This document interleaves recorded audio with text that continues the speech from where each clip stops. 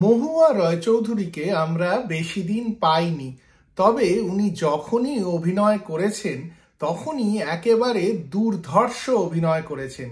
এইরকমই একটি দারুণ ছবি 1984 সালে রিলিজ হওয়া পারাবত প্রিয়া। আজকের আড্ডা পারাবত প্রিয়া ছবিটিকে নিয়ে। আমি তন্ময়, আশা করি আপনারা সকলে খুব ভালো আছেন। দীপরঞ্জন বসু পরিচালিত দীপ্তিপাল প্রোডাকশনস এর ব্যানারে পারাবত প্রিয়া রিলিজ হয় 1984 সালে। মহুয়া রায়চৌধুরী, তাপস পাল আর দেবশ্রী রায় অভিনীত পারাবত প্রিয়া একটি রোম্যান্টিক ড্রামা ছবি। সেই সময় রোম্যান্টিক ছবি অনেকই হতো, তবে পারাবত প্রিয়ার গল্প কিন্তু একটু অন্য ধরনের ছিল। তাপস পালের চরিত্রটি একটি গরিব ঘরের ছেলে। তাকে মোটামুটি মানুষ করেন দেবশ্রী রায়ের বাবা। দেবশ্রী রায় মা মরা একমাত্র মেয়ে, বাবার খুব প্রিয়, তবে খুব প্যাম্পার্ডও বটে।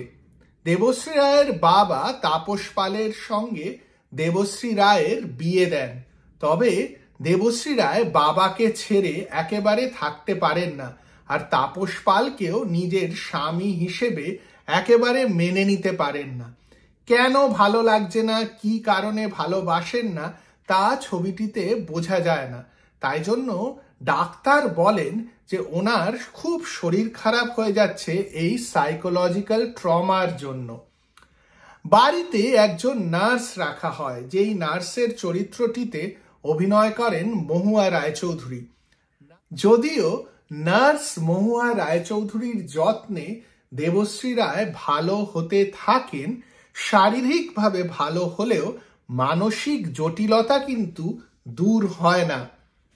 মানসিক জটিলতা কি ছবির শেষে দূর হয়? তাপস পাল মহুয়া রায়চৌধুরীর চরিত্রর কাছে এমন কি চেয়ে বসেন যে জটিলতা বাড়তেই থাকে। শেষে সব সমস্যার সমাধান কি হয়? এই সব জানতে হলে আপনাকে পারাবত প্রিয়া ছবিটি দেখতেই হবে। যদিও আমি পারাবত প্রিয়া ছবিটিকে রোম্যান্টিক জনারের মধ্যে ফেলেছি, তবে পারাবত প্রিয়ার গল্প কিন্তু বেশ কমপ্লেক্স। এইখানেই ডিরেক্টর আর অভিনেতা অভিনেত্রীদের স্কিল। এত কমপ্লেক্স একটা গল্প যেটা 2 ঘন্টা ধরে চলে, তবে সেই সময় দর্শক কিন্তু ছবিটি হলে গিয়ে দেখেছিলেন আর ছবিটি সুপারহিটও হয়েছিল। পারাবত প্রিয়ার মতন ছবি আগে যে খুব একটা হয়েছে তা নয়, আর পরে যে হয়েছে তাও নয়। এই ছিল তখনকার দিনের ছবির গল্পের স্ট্রেংথ আর দর্শকদের ভরসা নিজের অভিনেতা অভিনেত্রী আর পরিচালকদের উপর। পারাবত প্রিয়ার মতন ছবি দেখলেই মনে হয় সিনেমা কেন ডিরেক্টরস মিডিয়াম। ডিরেক্টরের কনভিকশন না থাকলে এই ধরনের গল্প নিয়ে ছবি করা অসম্ভব। আর ডিরেক্টর যেইভাবে এই ছবিটিতে কমপ্লেক্স গল্প থাকা সত্ত্বেও এন্টারটেইনিং ভাবে প্রত্যেকটা গানকে প্লেস করেছেন, প্রত্যেক অভিনেতা অভিনেত্রীদের কাছ থেকে দারুণ কাজ জোগাড় করে নিয়েছেন, তার জন্য দীপরঞ্জন বোসকে বাহবা দিতেই হবে।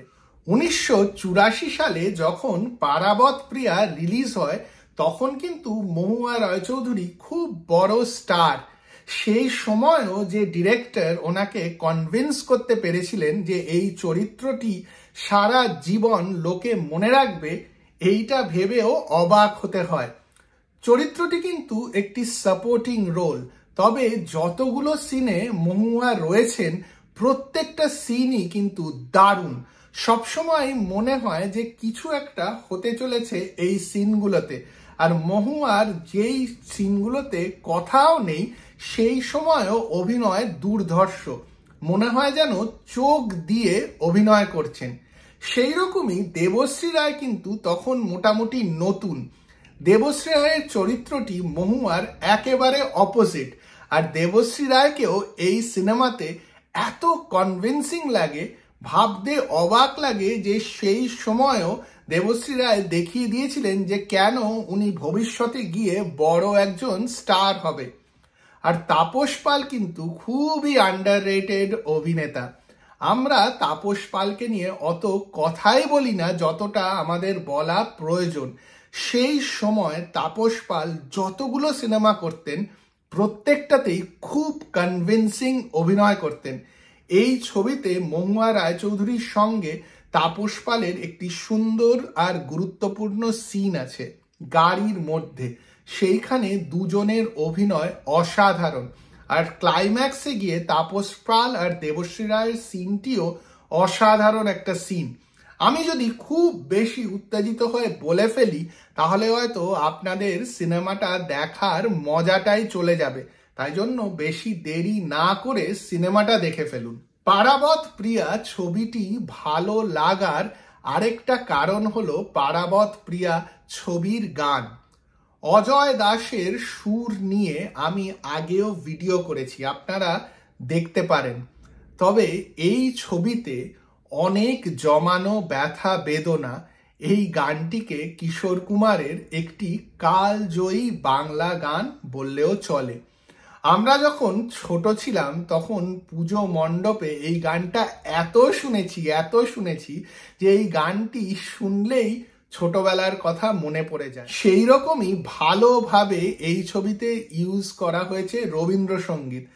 আমার হৃদয় গানটি, যেটি সন্তু মুখোপাধ্যায় আর অরুন্ধতী হোম চৌধুরীর গাওয়া, এত সুন্দরভাবে পিকচারাইজ যে খুব কম ছবিতেই তরুণ মজুমদারের ছবি ছাড়া রবীন্দ্রসঙ্গীত এত সুন্দরভাবে পিকচারাইজড হয়েছে। যেখানে একটা শটে তাপস পাল হেঁটে যাচ্ছেন আর দূরে দেবশ্রী রায় দাঁড়িয়ে আছেন আর মহুয়া রায়চৌধুরী বসে আছেন আর এই গানটি ব্যাকগ্রাউন্ডে হচ্ছে। ছবিটা এমন একটা জায়গায় আর এই গানটা এত সুন্দরভাবে গায়ক গায়িকারা গেয়েছেন, সব মিলিয়ে একটা অসাধারণ সিন। আমি কিন্তু এই ছবিটা নিয়ে কথা বলতেই থাকতে পারি, তাই জন্য বেশি দেরি না করে এই ছবিটি দেখে ফেলুন আর দেখে কমেন্ট বক্সে জানান আপনাদের এই ছবিটি কিরকম লাগে। আর যদি এই ভিডিও ভালো লাগে তাহলে লাইক আর শেয়ার করতে একদম ভুলবেন না আর চ্যানেলটিকেও সাবস্ক্রাইব করুন।